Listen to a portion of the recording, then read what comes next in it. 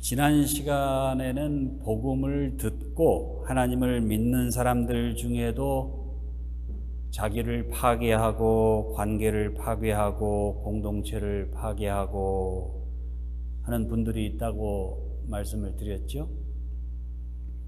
어떤 분들이에요? 남을 판단하거나 고집을 부리거나 조직적으로 악을 행하는 사람들, 교회 밖에도 교회 안에도 있다고 말씀을 드렸습니다. 예수님은 그런 사람들을 심하게는 독사의 자식들이라고 그랬고 위선자라고 꾸짖으셨습니다. 초대교회 시절에도 그런 분들이 많았죠. 그래서 그분들을 지칭하는 말이 있습니다. 니골라당. 이 시대 우리들 주변에도 여전히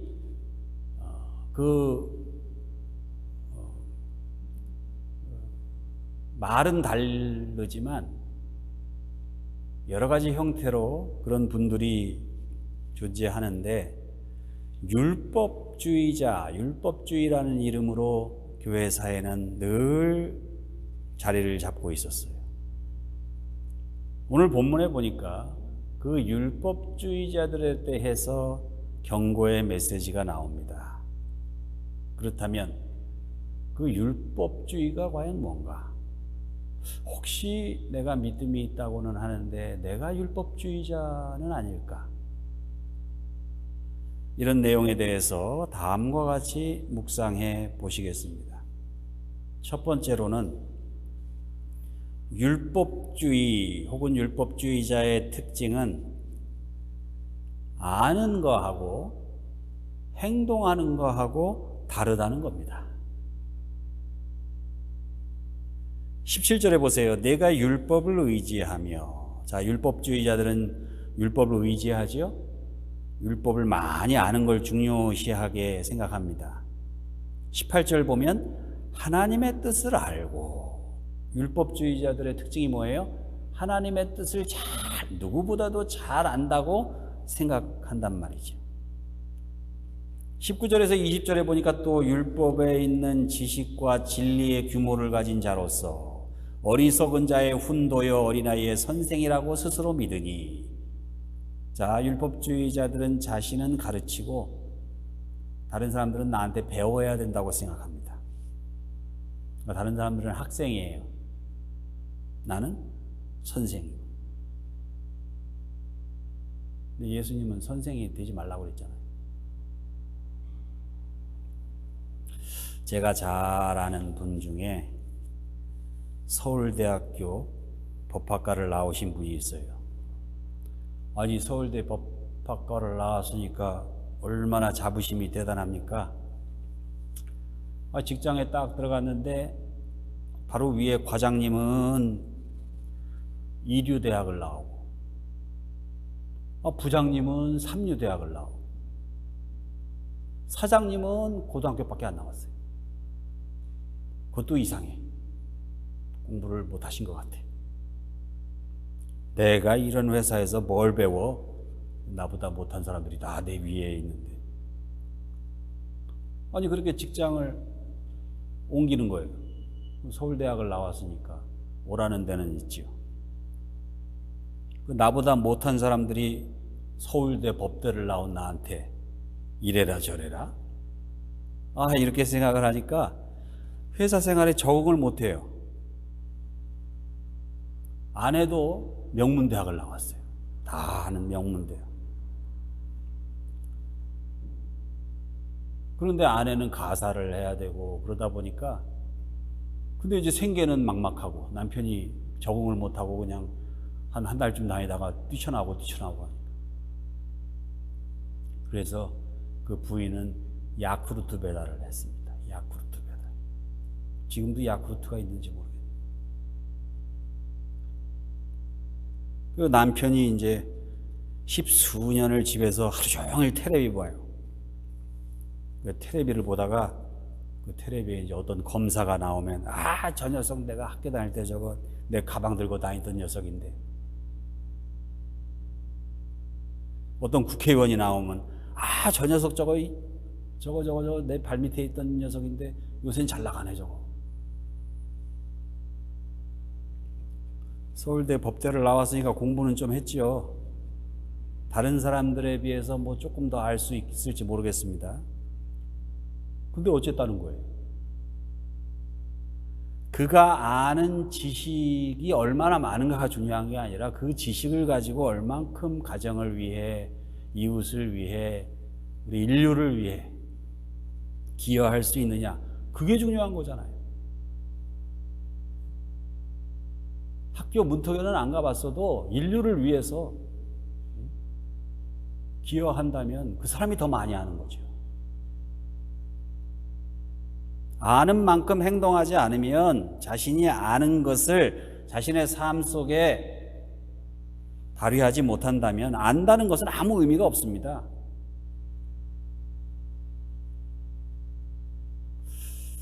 행하지 못하면서 많이 안다는 걸 자랑한다면 그게 율법주의예요. 실제로 남을 사랑하고 남을 구제하고 이런 걸 못하면서 내가 성경은 뭐 100번 읽었어, 100번 읽고 1000번 읽고 10,000번 읽으면 무슨 소용이 있습니까? 성경이 말씀하는 이웃 사랑에 대해서는 눈꽃만큼도 행함이 없다면, 율법주의자들은 자신만 안다고 생각하고 아는 것을 행하는 것으로 착각해요. 그래서 자신이 안다는 사실 하나만으로 자기가 행하고 있다고 생각하기 때문에 그것을 행하지 못하는 다른 사람들을 다 싸잡아서 비판하고, 대표적으로 그런 분들이 예수님 시대에 누구죠? 바리새인들. 율법 공부를 얼마나 많이 했는지 여러분 신명기를 비롯해서 모세오경을 달달 외웠습니다. 바리새인이 되려면은요, 외는 게 기본이에요.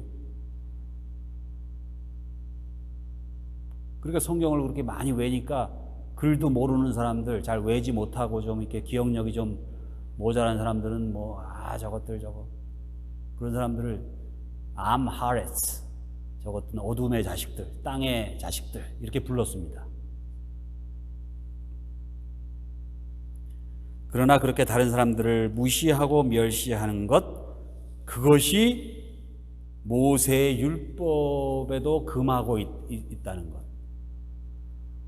그 모세의 율법에 어긋난다는 사실은 깨닫지 못하는 거죠. 얼마나 슬픈 얘기입니까? 사도 바울은 자기 자신이 바리새 율법주의자였기 때문에 율법주의가 뭔지 잘 알아요. 바리새인들 중에서도 제일 아주 열성파였으니까. 그런데 그 사도 바울이 뭐라고 그래요? 예수 믿고 나서 아는 것보다 아는 것을 행하는 게 더 중요하고 그게 더 신앙이다, 신앙적인 것이다, 이렇게 오늘 본문에 말씀하고 있는 거예요. 또한 사도 요한은 요한 1서 3장에서 이렇게 말씀하지요. 누가 이 세상 재물을 가지고 형제의 궁핍함을 보고도 도와줄 마음이 없으면 하나님의 사랑이 어찌 그 속에 거할까 보냐. 자녀들아, 우리가 말과 혀로만 사랑하지 말고 오직 행함과 진실함으로 하자. 비록 배운 것도 없고 많이 알지는 못하더라도 그 중에 하나라도 제대로 실천에 옮길 수 있는 진실한 그리스도인으로 살아가시는 여러분과 저가 되시기를 주님의 이름으로 축원합니다. 두 번째, 율법주의의 특징, 말과 행동이 다르다는 겁니다. 자, 아까는 아는 거하고 행동하는 게 틀리다고 그랬죠. 이번에는 말하는 거하고 행동이 달라요. 이번에는 실천을 하기는 합니다. 그런데 실천하는 것이 아는 것, 말하는 것과는 다른 경우가 있어요. 그게 율법주의. 21절에 보세요. 그러면 다른 사람을 가르치는 내가 내 자신을 가르치지 아니하느냐. 도둑질하지 말라 반포하는 내가 도적질하느냐? 간음하지 말라 말하는 내가 간음하느냐? 우상을 가증히 여기는 내가 신사물건을 도적질하느냐? 자, 말로는 도둑질하지 말아라. 그러나 행동은 도둑질해요. 말로는 간음하지 말라. 그런데 행동으로는 해요. 말과 행동이 달라요. 여러분, 러시아의 유명한 소설가요, 철학가지요, 톨스토이가 좋아하는 그런 작가예요. 작가죠. 이분이 러시아 청년들에게, 그리고 러시아 농민들에게, 노동자들에게 아주 감동적인 그런 글을 썼어요. 그래서 그들을 도와야 되고, 부자들, 이 지주들, 이런 사람들 자발적으로 사회에 환원해야 되고, 부를 다 함께 잘 사는 나라가 돼야 된다. 그 글을 읽고 한 러시아 청년이 너무 감동을 받았어요. 그래서 이 글을 쓴 사람을 내가 만나봐야 되겠다. 만나서 내가 그 밑에서 그 집 청소를 하든 뭐 따라다니든 하면서 내가 이분한테 배워야지. 그래서 먼 길을 여행해서 그 시골 사는 청년이 톨스토이를 찾아왔어요. 그래서 톨스토이 집 앞에 딱 대문에 왔는데, 대문 앞에 서니까 대저택에다가 그냥 집이 그냥 으리으리한 거예요. 몇만 평은 되는 큰 집에, 정원에, 아주 화려한 주택에. 톨스토이 가문이 좋은 가문이에요. 근데 그걸 보고 그 청년이, 시골에서 그냥 가난한 집에 살던 청년이 와서 깜짝 놀랐어요. 아니, 이런 사람이 자기 것을 나눠서 좋은 사회를 만들어야 돼? 자기가 노동자, 농민 편에 있다고? 이런 집에서 떵떵거리면서 어떻게 농민과 노동자들의 벗이 될 수 있다는 말인가? 이 사람 정말 위선적인 사상가네. 그러면서 그 대문을 박차고 들어갔어요. 그래서 톨스토이하고 딱 앉아가지고, 나 당신 글을 읽고 감동받아가지고 내가 시골에서 이차 저차해서 내가 이렇게 왔는데 당신이 이럴 수가 있냐? 그런데 딴 사람 같으면 어떻게 해요? 이거 당장 내쫓아버리라 할 텐데, 이 톨스토이는 그 청년 앞에 머리를 숙였어요. 미안하다고. 내가 쓴 글과 내 삶이 일치하지 않은 것에 대해서 정말 미안하다고. 내가 자네 때문에 내 인생을 다시 돌아보게 됐네. 미안하네. 근데 톨스토이는 그래도 된 사람이죠. 여러분, 말은요, 누구나 잘할 수 있어요. 말로는 뭐 얼마든지 사랑할 수 있고, 얼마든지 뭐. 그러나 말한 대로 내가 실제 행동에 옮길 수 있는 사람이 흔치 않아요. 그렇게만 돼도 성인의 반열에 오르는 거예요. 우리가 존경하는 그런 역사적인 인물들 보세요. 우리가 그분들이 좋은 가문에서 태어난 것 때문에 존경해요? 그들이 뭐 좋은 학교 나오고 뭐 공부 많이 했다고 존경해요? 그거 가지고 존경하는 게 아니에요. 그분들이 뭐 높은 뭐 직위에 올랐다고 우리가 존중합니까? 천만에요. 그들의 말과 행동이 일치될 때 두고두고 우리는 그들을 존경하게 되는 거죠. 우리가 왜 예수님은 하나님의 아들이심을 믿습니까? 왜 심지어는 교회 나오지 않는 사람들도 예수님은 존중한다고 그래요? 예수님은 존경한다고 그래요? 다 물어보세요. 저희는 교회만 안 믿을 뿐이지 예수님은 존중한다고 그래요. 예수님이 짧은 인생을 사셨지만 말씀과 행동이 일치하는 삶을 사셨기 때문에, 남을 사랑하라 했으면은 자기 목숨을 버리고서라도 다른 사람을 위해서 희생하고 다른 사람의 구원을 위해서 십자가에서 자기 자신의 목숨을 버릴 수 있으셨기 때문에, 초대 교회 시절에 교회 다니는 사람들 그리스도인이라고 부를 때, 그 그리스도인이라고 부를 때 왜 불렀느냐? 교회에 나오지 않는 사람들이, 교회에 다니는 사람들은 말과 행동이 일치하는 사람들이야. 그들이 따르는 그 예수 그리스도라는 사람처럼. 그래서 그리스도인이라고 이름을 붙여준 거예요. 왜? 말과 행동이 일치했기 때문에. 야고보 장로님이 이렇게 말씀합니다. 너희는 도를 행하는 자가 되고 듣기만 하여 자기를 속이는 자가 되지 말라. 영혼 없는 몸이 죽은 것 같이 행함 없는 믿음은 죽은 것이니라. 예수님께서 이렇게 말씀하시죠. 나더러 주여 주여 하는 자마다 다 천국에 들어갈 것이 아니요 다만 하늘에 계신 내 아버지의 뜻대로 행하는 자라야 들어가리라. 말한 내용과 행하는 내용이 일치하는 진정한 그리스도인의 삶을 사시기를 우리 주님의 이름으로 축원합니다. 마지막으로 세 번째, 율법주의의 특징. 겉과 속이 다르다는 것입니다.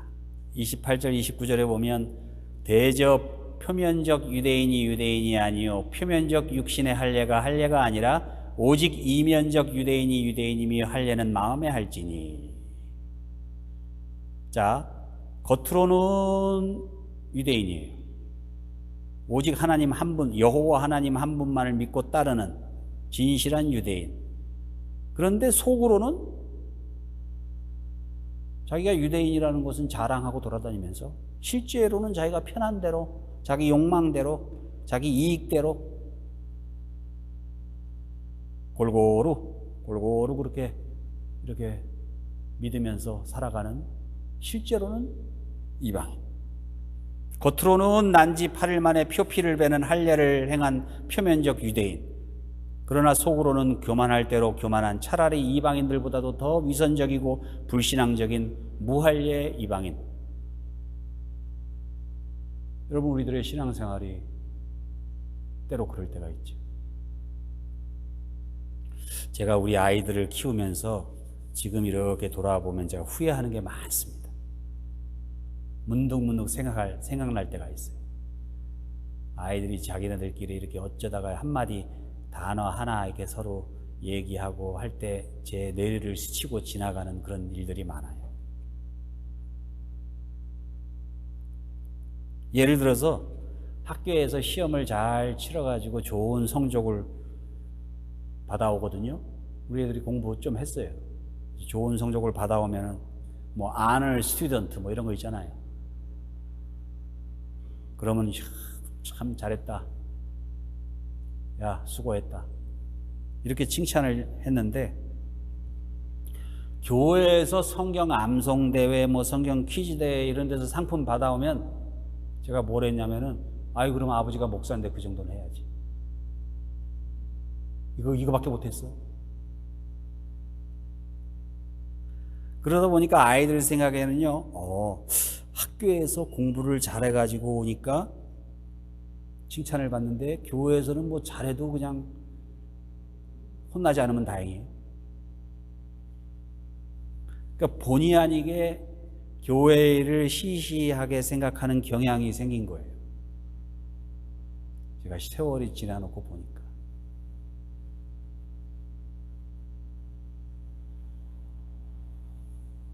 그래서 제가 잘못한 게 참 많아요. 미국 가정사역연구소라는 데가 있는데 거기서 연구를 했습니다. 그래서 왜 미국 사회에서, 이게 사실 미국 사회뿐만이 아니죠. 지금 한국 사회는 더 심하답니다.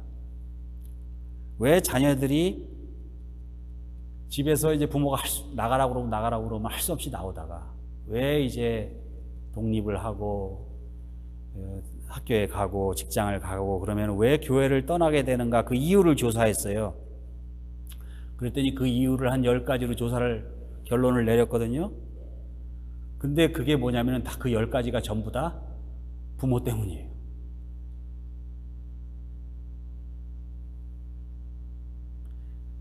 그 10가지를 종합해서 한마디로 얘기하면 부모의 위선적인 신앙생활 때문에 이거예요. 그러니까 주일이나 뭐 이렇게 교회 행사가 있는데 어디 딴 데 파티에 가거나 어디 놀러 가거나, 그 다음에 부모가 앞자리에 앉아서 열심히 기도하고 예배드리고 하는데 자꾸 저 뒤에 있는 시계 쳐다보는 거예요. 근데 자녀들이 아는 거예요, 그걸. 왜 엄마가, 왜 아빠가 왜 자꾸 시계 쳐다보지? 그러면서 속으로 생각하는 거예요. 아유, 왜 싫은데 이렇게 앉아있어? 그리고 돌아가는 차 안에서 목사 욕을 하는 거예요. 예배 잘 드려놓고 집에 돌아가는데 앞좌석에서 부모가 목사님 허물을 하고 무슨 김장로 욕하고 뭐 박집사 욕하고 그러면 애들이 뒤에서 뭐라고 생각하겠어요? 다 그런 겁니다. 다 그런 거예요. 10가지가 쫙 있는데 뭐 다 말 안 해도 여러분 다 아시리라고 생각합니다.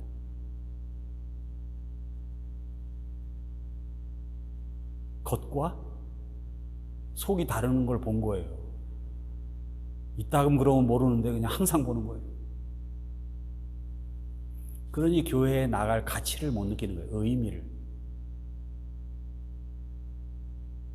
제가 여러분들한테 하는 말이 아니고 저 자신한테 하는 말이에요.